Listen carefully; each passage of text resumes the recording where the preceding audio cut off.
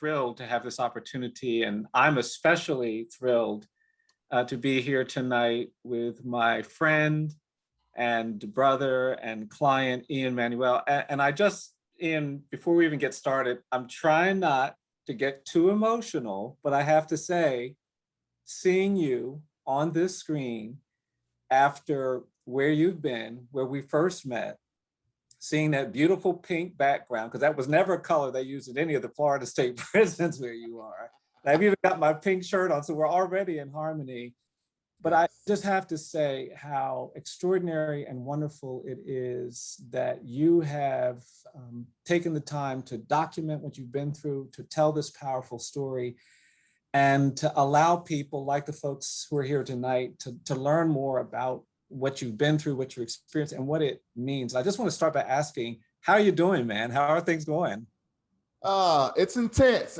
It's intense. It's been cathartic to write my story, but it's a lot of pressure because you have to tell it over and over and over again to people who haven't heard it before. So it's been a roller coaster, man. But I'm enjoying the ride.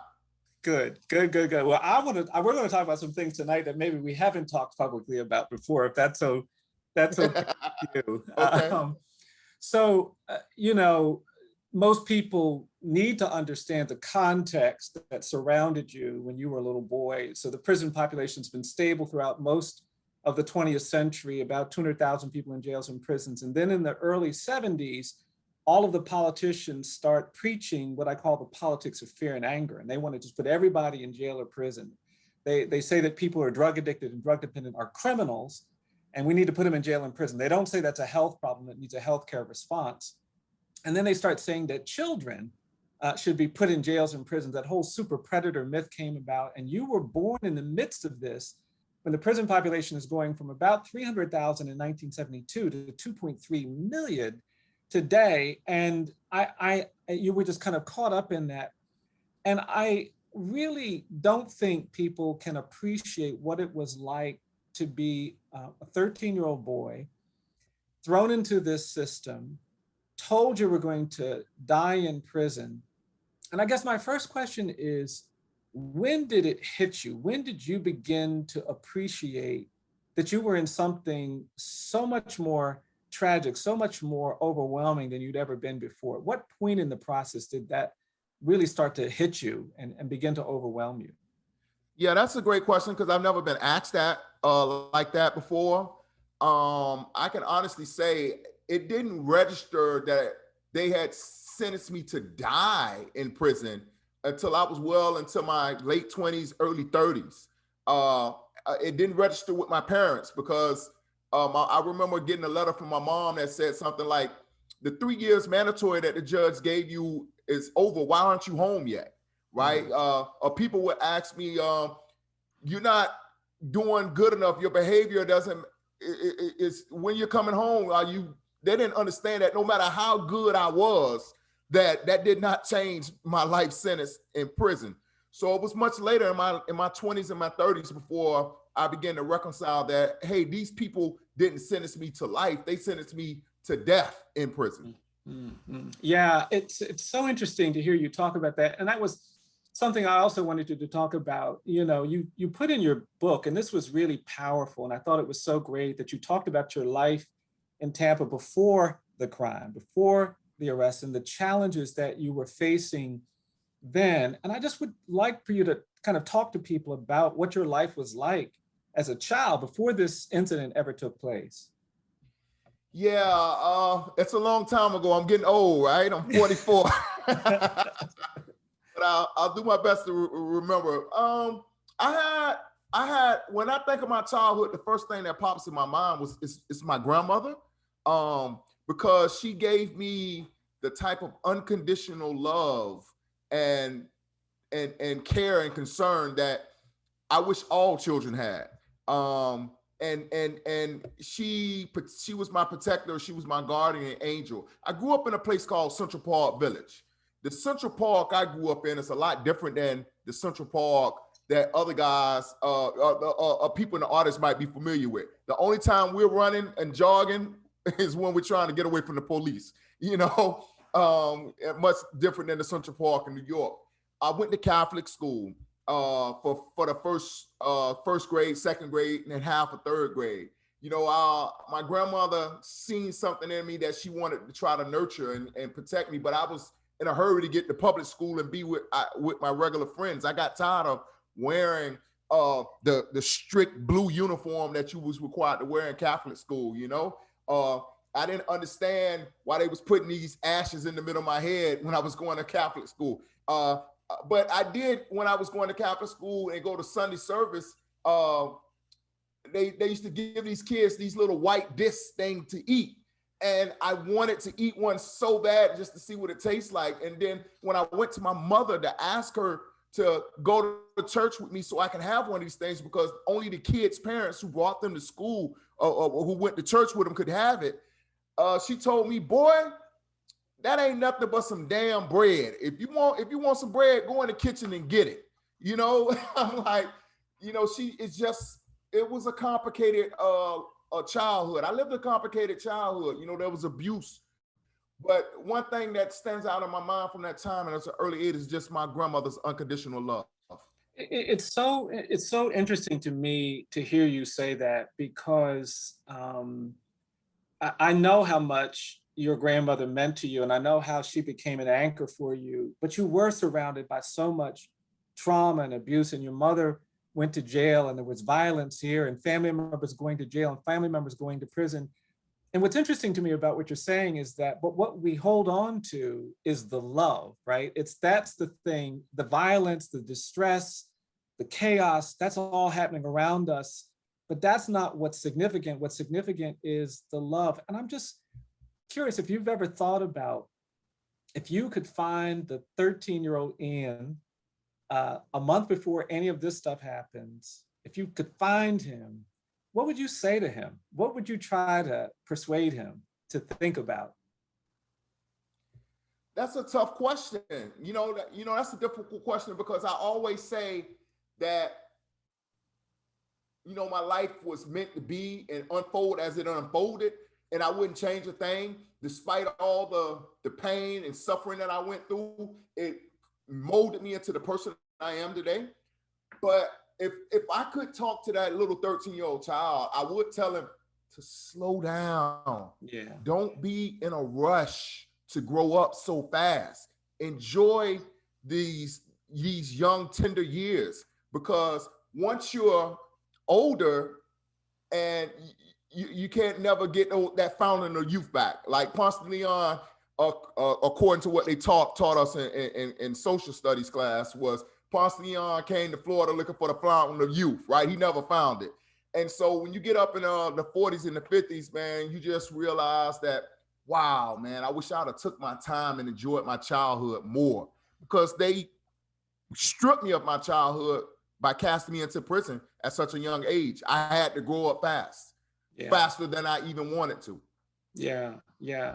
It's I think really important that you detail the process that you went through when you got to prison. And just so people are clear about this, so what's happening in the United States in the 1990s, you have, you know, these criminologists going around saying that some children aren't really children, that they look like kids, they sound like kids, they act like kids, but they're not kids. And they came up with this label. They said these are, quote, super predators. We have to treat them like they're something else.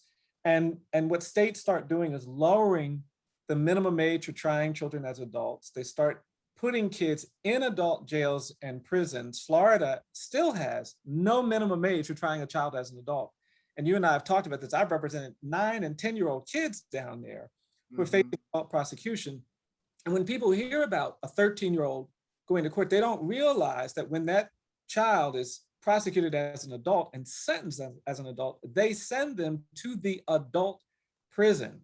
And I would love to just hear you talk about that process, because now you're like 14 going on, and you're going into an adult prison. What did the prison administrators say to you about your time there, and what happened after you got there?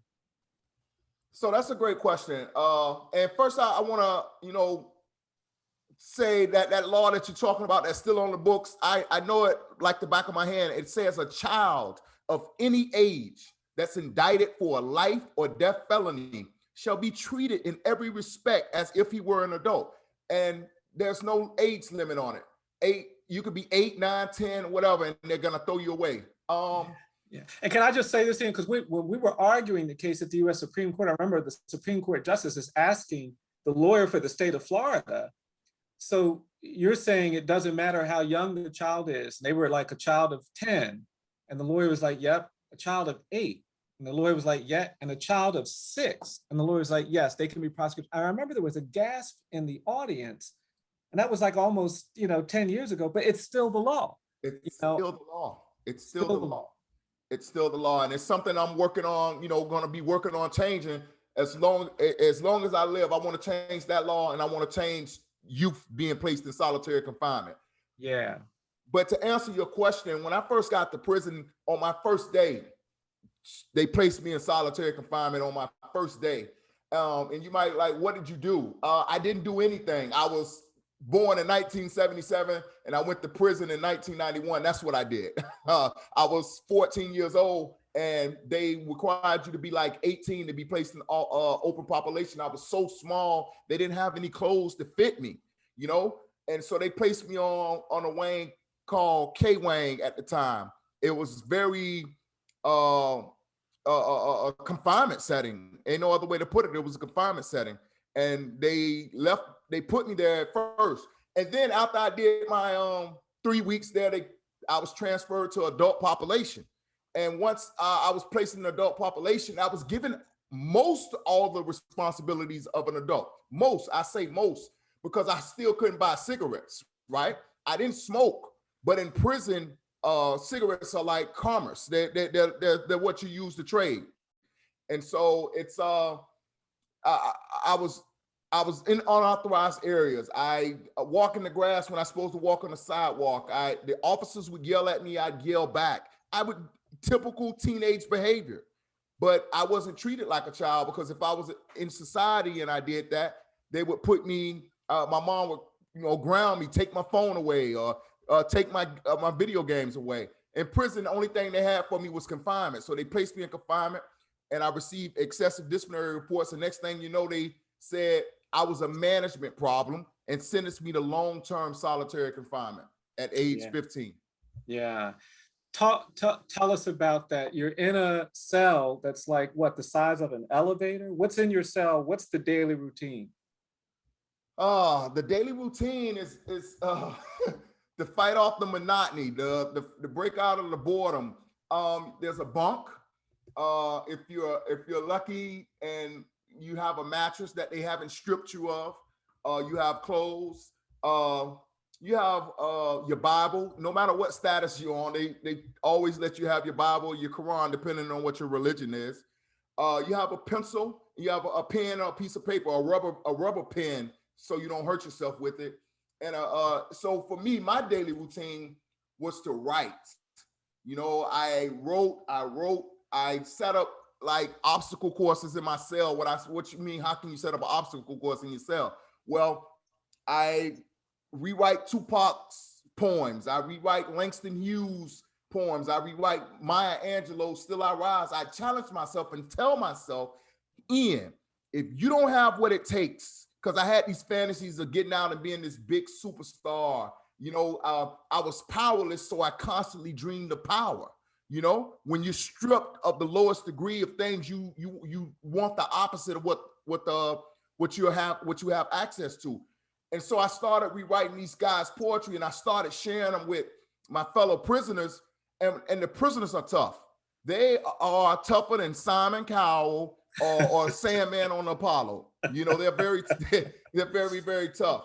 But these guys would respond to my poetry as if it was the best thing they ever heard. I mean, they would shout, they would clap, they would kick, and this was coming from guys who had been broken, who had been abandoned, who had been sentenced to life, sentenced to death, guys that just the world had gave up on, whose hearts were hardened. And if I could reach them, they say in New York, you can make it here, you can make it anywhere. But I felt opposite, that if you could make it in prison, you could make it anywhere, because those guys was hard to reach. Yeah. Well, it's it's clear that poetry was so critical and essential.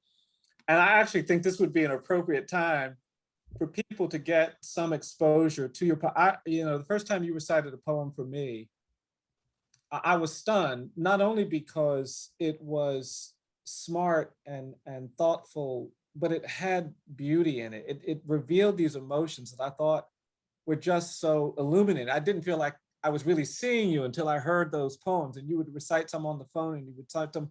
I'd love for you to just share one with our audience now, just so they can get a sense of what it was that was sustaining you during this time. Yeah, I'll start with the poem, My Time Will Come, the title of my book. And it says, I promise you, the brunt of my oppression has a purpose. And this same person that you persecute will one day be worshiped. Though I stand before you bare-chested and shirtless, with my soul and emotions naked, just wanting to be nurtured. Yeah, despite the desperation, desertion, and hurting, my time gonna come. Though I compose this poem not knowing if I'll ever be able to perform it in an auditorium, I do it with the faith of a poet that believes he was born to do it. Like an acorn caught up in a storm, flung from the branch where it was born. You can only hold me back for so long. My time gonna come. Despite the difficulties and disappointments, my determination remains undaunted. Though the waters of my tomorrows are deep and uncharted, the buoyance of my character will float unwavering towards them, like a song written yet unrecorded. My time gonna come. Though you wrapped me in chains and sprayed me with chemical flames and did all of the things you did to add to my pain, my circumstances will change. I believe this with the depths of my being, that as long as this world continues to spin, it cannot end until it's been enjoyed by Ian. Remember this day, because things won't always be this way. My time gonna come. My time gonna come against all conceivable odds. My time gonna come. Thank you. It's so powerful. It's so powerful. And, when I hear you, Ian, I think about the entire struggle for freedom, because you and I are the descendants of people who were enslaved in this country. They were brought here in chains, kidnapped and trafficked, and brutalized and tormented and tortured, and told that they were less than fully human, told that they were not worthy of freedom, not deserving, not capable. And that narrative, not unlike the narrative that they gave to you, was a narrative that they had to reject to survive. They had to actually believe things they hadn't seen. And we wouldn't be here if they hadn't found a way to love despite the brutality and the tragedy of slavery. And then, I think about what happens after that, when people were promised freedom, emancipation, and they thought they were going to get the things they wanted, but they didn't. The courts withdrew, the Congress withdrew, and for a century, Black people were pulled out of their homes and beaten and tortured and burned to death and lynched on courthouse lawns. And yet they had this hope that one day they'd get to a better place. And 6 million Black people fled the American South and went to the North and West places. The Black folks in LA, most of them didn't go there as immigrants. They came there as refugees and exiles from the American South, and Detroit and Cleveland and Chicago. But they always had this hope that something better was waiting for them. And I'm in Montgomery, you've been in Montgomery, you spent time here, and this is a city rich with that history. And I've been thinking about that during the pandemic, because I know that we stand on the shoulders of people who did so much more with so much less. I mean, the Black folks that protested for our rights to vote and freedom would put on their Sunday best and they'd get beaten and brutalized, but they knew that something better could happen. And today, when I hear you recite that, it's almost like you're speaking for generations of people who've had to endure the hardship of injustice and inequality. And it moves me because it affirms what what people have been saying for generations, that oppression cannot last forever, injustice cannot last forever. And you just have a beautiful way of personalizing it that inspires other people. And it inspired me when I met you, and it continues to inspire me. You were going through a lot in solitary. And I'd like you to explain to people how solitary works, because it's sort of like a trap, you know, to get out of it, you have to be perfect, but they keep doing things that make it impossible to get perfect. I'd like you to explain how it works and where you were when we met in that journey of trying to recover from those conditions. Yeah, so I was at, you wanna talk about how we met first, or you wanna? Yeah, sure. Yeah, let's do that. Let's do that. Okay, great. So I was at Union Correctional Institution, aka the Rock, one day, and the officer came and knocked on my door and said, "Ian Manuel, you got legal mail, so you have to sign for your legal letter." And I seen it was a letter from Montgomery, Alabama, and I'm like, I don't know nobody in Alabama who's contacting me. So I opened this letter up. It had a red, the EJI red insignia on the front of the letter. And I opened it up, and I have the letter here with me. It's dated October 25th, 2006. Show the audience. And it said, "Dear Mr. Manuel, I am the director of a nonprofit law firm called the Equal Justice Initiative in Montgomery, Alabama. We have a staff of attorneys who provide legal representation to people in prison. We have primarily handled death penalty cases for the last 20 years. However, we recently began a project providing legal assistance to individuals who have been sentenced to life imprisonment without parole as juveniles after the U.S. Supreme Court's decision in Roper versus Simmons, banning the death penalty for juveniles. We started working on the cases of prisoners who were sentenced to life without parole at a young age. In identifying young people sentenced to life imprisonment without parole for offenses committed at age 14 or younger, we spotted your case. We believe that there may be a chance to reverse a sentence of life imprisonment without parole under an analysis that flows from the Roper decision, and wanted to know if you'd be interested in meeting with us to discuss this possibility." How many people in the audience would have been interested at that point? As you know, post-conviction litigation is very time sensitive, with lots of procedural defaults and statutes of limitations that can bar review of claims. We are also limited in how many cases we can take on. However, a distant review of your case suggests that we might be able to offer some legal assistance if you're interested, and will get in touch with us quickly. We are a nonprofit organization and do not charge anyone we represent a fee for the legal assistance we provide. If you do not currently have a legal representation, we would like to discuss obtaining legal assistance. I'd like you to please call my office at 334-269-1803 as soon as possible. You might start getting a lot of new calls as soon as possible. In addition to practicing law, I'm also a law professor at the New York University School of Law, and I'm frequently out of the office. If I'm not able to speak, please ask to speak to Aaron Ewell or Rebecca Kiley, who are attorneys working with me on this project. I include some information about our project with a self-addressed stamp envelope. All the best, sincerely, Bryan Stevenson, Executive Director. So I get this letter from you when I'm in confinement. I'm under duress, I'm under stress. All my appeals have been denied. I have a life sentence without the possibility of parole. I've been hurting myself. The staff have been hurting me. And all of a sudden, this letter comes in my cell like manna from heaven. It's like God is sending his own soldier to come free me. And so I convinced the lieutenant to give me a phone call. I'll never forget that first phone call, because one of your staff members picked up the phone. Linda passed the call through to Aaron, and Aaron was like, "Where are you calling from?"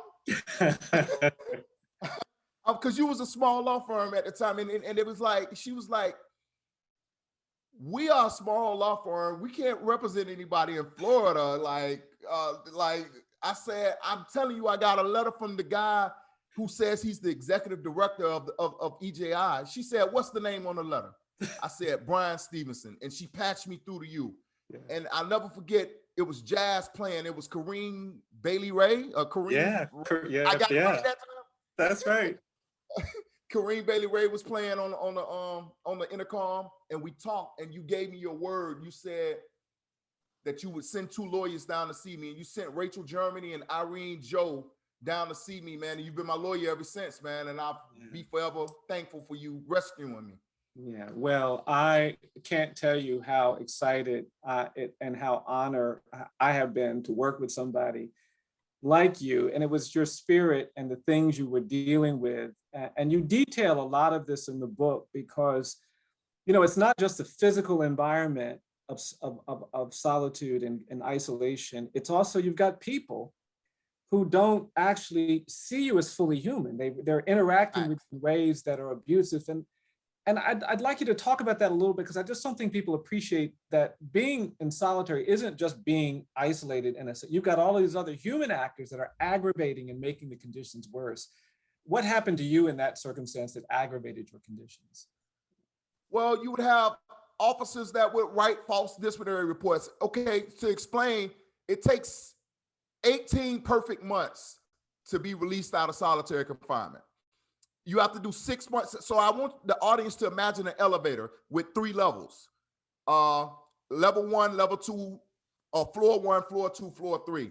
And in order to go from floor 1 to floor 2, you have to do 6 months in this elevator on the first floor.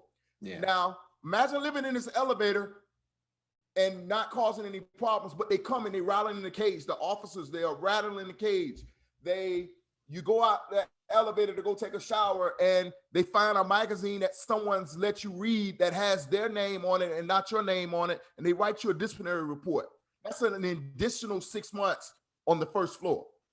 So by happenstance, just say you do 6 perfect months on the first floor, 6 perfect months on the second floor, you make it to the third floor, and you hoping the doors open, but you get 5 months and 29 days in, and the officer that remembers you from when you were on the first floor knows you're about to get off of solitary. He writes you a disciplinary report saying you threatened him. A spoken threat is one of the most serious DRs you can receive in prison. So guess what? You don't go back down to level 2. You go all the way back down to level 1 and start over again. And it's a total lie. And so I was caught in that mix, going up and down this elevator that just didn't want to never stop, and the doors that didn't never want to open. And I remember telling the federal judge once we took them to trial for the cruel and unusual conditions of CMs, he said, "Mr. Manuel, why have you been in solitary so long?" I say, the way the system is set up, you know, the months turn to years and the years turn to decades. I did decades, and I still have friends like Michael McKinney, who's been in solitary in Florida for 25 years, or Darryl Streeter, who I wrote about in my New York Times op-ed, who's been in solitary for 26 years, or Demetrius McCutcheons, who I've left behind and still stuck in solitary. Something has to change, man. It has to be a cap placed on solitary confinement for adults, and it needs to be totally eliminated for children. Yeah. I remember just the anguish and the difficulty, and it did seem like a game. It was like every time you got close, it would just get pulled away. Yes. And I know that because I think a lot of people hearing you talk about that would say, I just don't know if I could have done that. How much total time did you do in solitary? I did 18 consecutive years, but 20 years total. Yeah, a lot of people hear them, they say, I just don't think I could do that. But you had your creativity, you had your poetry. We would talk sometimes on the phone, and you would say, I've made up some advertising for these different brands. And you would go through these different brands. You said, but this is what they should be saying. This beer commercials and shoe stores. And it would always be brilliant stuff. And I was hoping that you would share another poem, because I know that it was during this period that you were so prolific. I mean, you would sometimes send me letters that had like 8 or 9 poems, and Mariah would get some, and you were just prolific. And I'd love for you to share a poem from that time when you were dealing with that elevator that just would never let you out. Yeah, I like to share the poem Every Time I Breathe. And I came up with this poem because in prison, they use PBS as a punishment. Like prisoners like to watch sports and entertainment. So if you're going to force them to do their job and let you out of your cell for an hour to watch this television, your punishment was for the television to be placed on PBS. And so, yeah, because it's supposed to be boring. Well, it backfired on them this day because there was a show on about 3 South Bronx teenagers who learned to express themselves through slam poetry. And I was so engaged because I had never seen anything like it. I had only been exposed to the written language of poetry, the academic poetry. So I'm seeing this poetry and I couldn't wait to get back. And the officers are walking by and they expecting me to have my head down and be bored, but I'm locked in on the TV and they don't understand what's going on. But I did. And I went back in my cell and I wrote this poem called Every Time I Breathe. And it says, every time I breathe, I feel the need to justify my existence, to take this moment that I'm living and enjoy every millisecond in it. My life and my struggles, not many can comprehend it. My desire for freedom burns like a sauce inside a skillet. Tomorrow isn't promised, so I'm thankful for this minute. Though in prison, merely existing, it's like my life has been suspended. But that means it's temporary because I haven't been expelled. And I still got a chance as long as I can in and exhale every time I breathe. Every time I breathe, I'm thankful for the oxygen from the trees and little things like little bees that get overlooked until they sting. Every day I'm faced with obstacles that block the progress to my dreams, but the blockades only masquerades like costumes on Halloween. I've been through enough pain to make a sane man just scream. But instead, I take a deep breath and just breathe. Every time I breathe, the cosmos come out of my nostrils like particles of product coming out of your console. My soul is like a chihuahua you didn't include in your carpool. My lungs relax and collapse like a bottom sitting on a bar stool.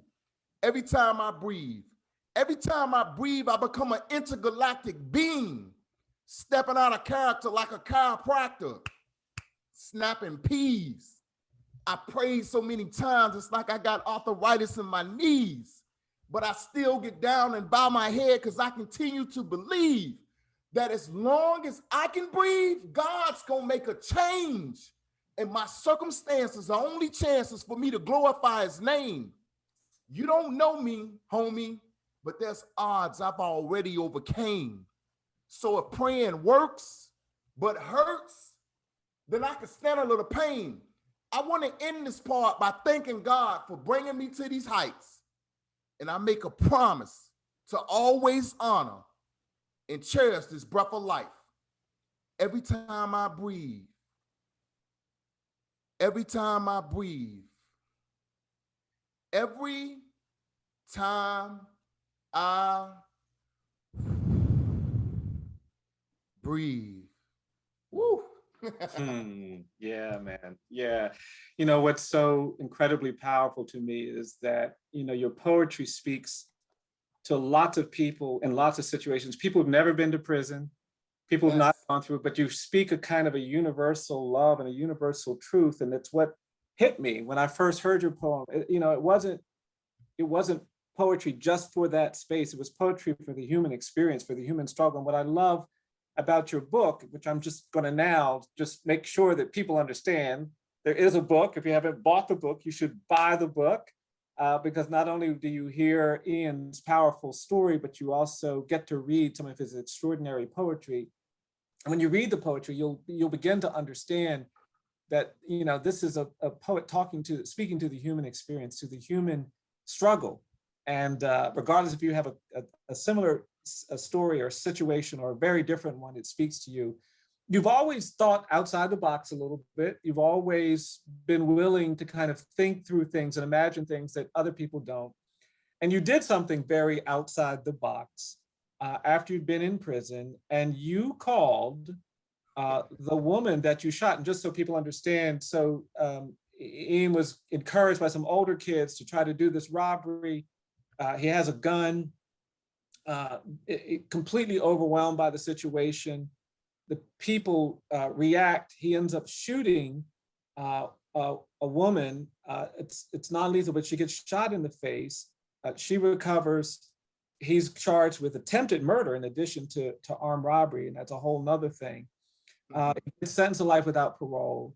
And then one day you decide to call the woman that you shot. Yeah. And I'd like you to talk about why you did that and what happened when you did. Yeah, thank you for saying that. I think, and I tell people this doing my public speaking, that all human beings have this thing inside of us that will urge us to do something. And we usually push that down or push that thought, oh, that's a crazy idea, it'll never happen. Well, in this instance, I've learned to pay attention to those little tugs at the heart because they usually lead somewhere.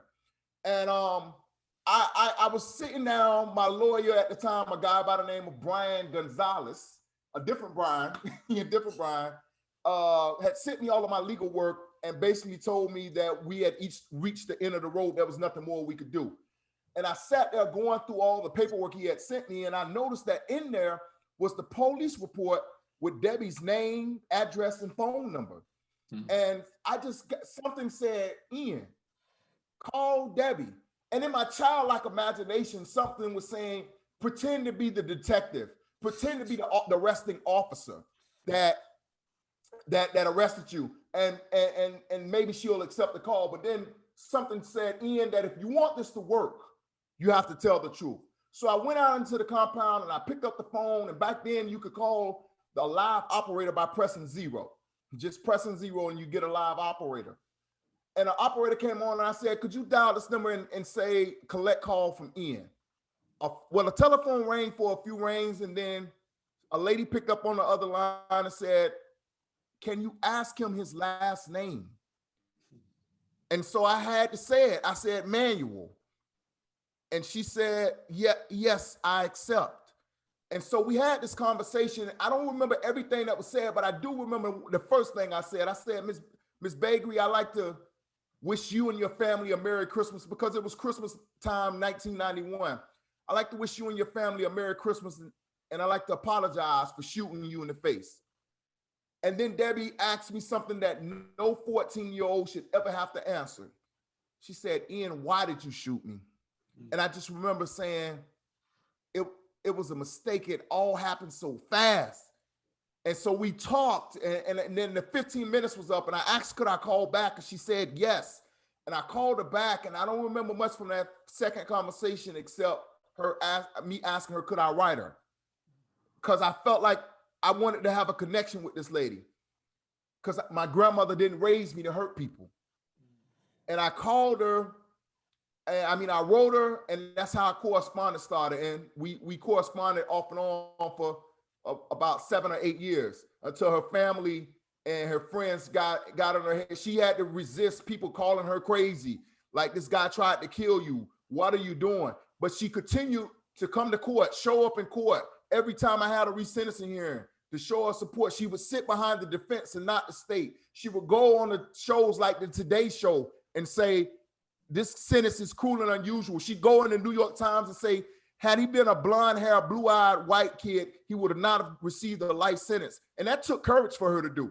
She received a lot of pushback on that, and I'm forever grateful that she did that. Yeah, it's extraordinary, the relationship that you all developed, and we were skeptical, I'll be honest, because we just don't meet a lot of people who do that. But she was so enthusiastic and so genuine. When you got out, we honored both of you together at our benefit. She came to New York, and it was just really extraordinary to see that. And I appreciate you talking about it and writing about it, because I think one of the things that when we talk about criminal justice policies, when we talk about our legal system, when we talk about crime, one of my great frustrations is that we have sentencers and policymakers and judges that act as if you can put crimes in prison. These sentences are written like you can put a crime in prison, but you can't put a crime in prison. you put people in prison, right? And you and I know that people are not crimes. And you have to treat people differently than you treat a crime. Yes. What I love about what happens between you and Debbie is that there is compassion, there is forgiveness, there is a possibility for redemption. And I just am totally persuaded that we will not become a healthy society, a healthy community, until we open our hearts to what it means to practice compassion and forgiveness. And nobody talks about it. You know, with too few people are talking about what does it mean to be compassionate? What does it mean to be forgiven? And one of the things that has struck me is that even when you were in prison, and certainly since you've been out, you've had that kind of heart too. You're always saying, hey man, I need you to look into this case and look into that case. And I am looking into a couple of those, which we haven't had a chance to talk about. Right. And I heard you say earlier, I left these folks behind. And for you, it feels like you have this spirit, this desire to help other people. And I'd love you to talk about that. You know, the hope you have, the vision you have, the aspirations you have to help other people. Yeah, it goes back to the dreams and someone asked me the other day. Matter of fact, Scott Simon asked me today during an NPR interview, what will it take for you to be happy? Only I know, in doing those 18 years in that solitary confinement cell, the conversations I had with God. Yeah. Only I know, pacing back and forth in that cell, the dreams and aspirations that I developed. And it's difficult to say when I'll be happy, but I do know that I want my people free. Yeah. I want to see that the way solitary confinement is structured changed throughout the country. I want to see that law in Florida that sent me to prison when I was a 13-year-old child. I want to see that taken off the books and a cap put on that. I want to be able to go back into the prisons that said I was worthless and would die there. I mean, I remember talking to a therapist and telling her some of my hopes and aspirations of getting out and making a book, publishing a book and having a movie made about my life and coming back into the prisons and changing the ways they ran it. And she said, Ian, you're a pretty smart kid. Work on getting out of solitary and becoming a teacher's aide. That is as far as they could see of someone like me. Getting out of solitary and being a teacher's aide was what my intelligence was, as far as they could see me going. So I wanna, yes, I have a capacity to help people. And be honest with you, it hurts me when I see people that don't have that same type of love for the human spirit. You know, I have friends that I'll drop everything I'm doing if I'm with them to take a call from a prisoner. And they're like, man, what's wrong with you? You know, why would you do that? Because I know what it's like to be on the other end of that call and you're sorry your call's not accepted, or the call goes straight to voicemail. It hurts, man. And so I just want, if I can stop someone from suffering, Martin Luther King said, if I can help someone as I pass along, if I could cheer someone with a word of song, if I could show someone that traveling wrong, then my living would not be in vain. You know? Yeah. And that's what I want, man. That's what'll make me happy. Yeah, it's beautiful. It's beautiful. And I just want to say to the audience, there are specific policies that both Ian and I are fighting to change. First of all, there should be no life without parole for children in this country. And we've gotten close, but we're having setbacks. And so we need people to keep talking about that and making sure that the prosecutors and the judges in your community, if you don't know who your district attorney is, if you don't know who the people who make the decisions about how people are prosecuted, you need to know, and you need to hold them accountable. On any given day, there are thousands of children under the age of 18 in adult jails and prisons where they're at great risk of sexual abuse, where they're at great risk of suicide, where they're at great risk of all these things. And our government, no government should be authorized to put children in adult jails and prisons. Ian and I believe that you shouldn't prosecute children as adults. We think all children are children. And I certainly believe that you don't judge a commitment to children by looking at how well you treat talented kids and gifted kids and privileged kids. We have to look at how we're dealing with children by looking at kids that are struggling, kids that have fallen down, kids that are in detention facilities. And these are policies that people listening have the power to impact.